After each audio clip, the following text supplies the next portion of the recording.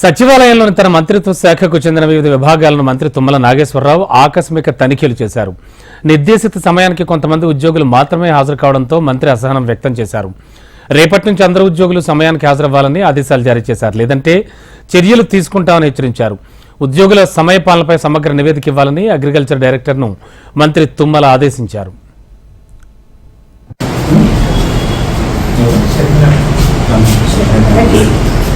కాదండి, ఇప్పుడు ఎంతమంది వచ్చారనేది ఇందులో మీకు ఐడియా ఉందా లేదా?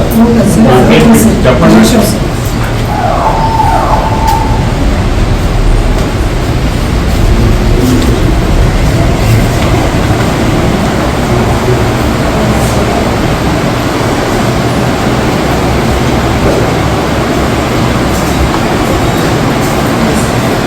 అది వచ్చే కదా మీ ఆఫీస్